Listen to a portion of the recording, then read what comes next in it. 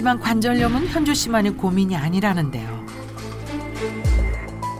우리나라 골관절염 환자의 비율을 보면 남성은 33.3%, 여성은 66.7%로 2배 넘게 차이가 납니다. 게다가 여성 골관절염 환자는 50대 이후 급증하는 것으로 보고되었는데요. 여성의 연골은 남성보다 부피와 면적이 작고 두께도 얇아서 관절염에 더 취약할 수밖에 없습니다. 특히 여성 호르몬인 에스트로겐은 연골세포의 파괴를 막는 역할을 하는데 완경 이후 에스트로겐이 급격하게 줄어들면서 중년 여성의 관절염 발생 위험을 높이게 되는 원인이 되죠. 게다가 현주 씨는 몸속 염증까지 더해져 정도가 심할 수밖에 없는 상황인 거죠. 건강했던 과거가 그립기만 한데요. 중년의 건강을 위협하는 관절염과 혈관 질환 모두 앓고 있는 두 사람. 현재 건강 상태는 어떨까요? 두 사람의 건강을 점검해 보기 위해 병원을 찾았습니다. 혈액 검사 외에도 관절 건강을 파악할 수 있는 검사까지 모두 진행했는데요. 두 사람의 검사 결과는 어떻게 나올까요? 우선 임완분 씨의 경우 무엇보다 염증 수치가 높았고요. 이현주 씨는 관절 건강이 생각보다 나쁜 상태였습니다. 일단은 두 분 다 워맥 주소가 많이 안 좋으신 편이시고 그 얘기는 결국 이제 무릎 관절 자체로 인해서 일상생활에 어려움이 있다는 거를 이제 얘기를 하는 건데요. 이분들은 앞으로 체중 관리를 엄격하게 하셔야 될 걸로 생각이 되고요. 일상생활 속에서 꾸준하게 건강 관리하는 것이 시급할 것으로 보입니다. 정확한 검사를 통해 확인하니 마음이 편치만은 않을 텐데요. 결과가 너무 나쁘다니까 걱정이에요. 마음에 일단 좀 걱정도 되고요. 어떻게 해야 될지 지금은 난감해요. 예. 무너진 건강을 되찾고 생기 넘치는 일상을 보내고 있는 한 사람. 요즘처럼 날이 추워질 때면 이불 속에서 벗어나기 쉽지 않은데 여기 이분은 좀 다릅니다. 정해진 시간에 눈을 뜨자마자 스트레칭으로 굳은 몸을 깨워준다는데요. 건강을 위해 시작한 행동이 어느새 몸에 밴 습관이 되었답니다. 개운하다. 개운해.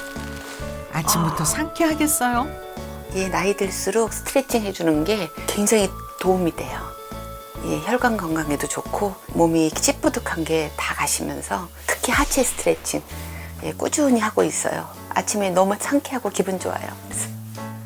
스트레칭은 굳어진 관절 주변을 감싸고 있는 근육이나 인대 등을 풀어줘서 이 관절의 움직임 범위를 넓혀주게 됩니다. 뿐만 아니라 스트레칭을 꾸준히 실천하면 이 혈관이 유연해지고 또 확장되기 때문에 혈액순환에 도움이 된다는 연구 결과도 있는데요. 성인을 대상으로 12주간 허벅지와 종아리를 자극하는 하체 스트레칭을 시켰더니 이 혈류의 흐름이 유의미하게 증가됐다고 합니다. 미옥 씨가 기상 후 곧바로 실천하는 또 다른 건강 습관이 있는데요. 바로 공복 혈당을 측정하는 거랍니다. 혈당 수치엔 이상이 없는 것 같은데 왜 매일 확인하는 건가요?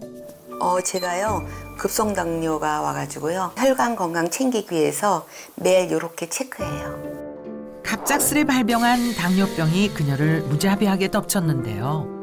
제가 40여 년에 걸쳐서 동대문 남대문을 왔다 갔다 하면서 진짜 제때 밥도 못 먹고 주야가 없이 또 일을 했어요. 그저 먹고 살기 바빠 몸이 망가지는 줄도 모르고 일에만 매진했습니다. 조금 몸이 너무 안 좋아서 일찍 퇴근을 해서 올라오다가 어떻게 앞이 휙 돌면서 쓰러졌는데 당화혈색소가 10이가 나오니까 의사 선생님께서 그러시더라고요. 당화혈색소가 10이면 길에서도 죽을 수도 있다. 막 이렇게 너무 높은 수치다. 목말라. 생각만 해도 아찔했던 순간 그땐 몸에서 보내는 위험 신호를 알아차리지 못했습니다. 몸무게가 어느 날 갑자기 한 달에 4kg가 훅 빠지더라고. 허벅지에 힘도 안 들어가. 왜 이렇게 헐렁헐렁하게 많이 빠지지? 20년간 앓았던 아토피 피부염도 혈관을 망가뜨린 주범이었다는데요.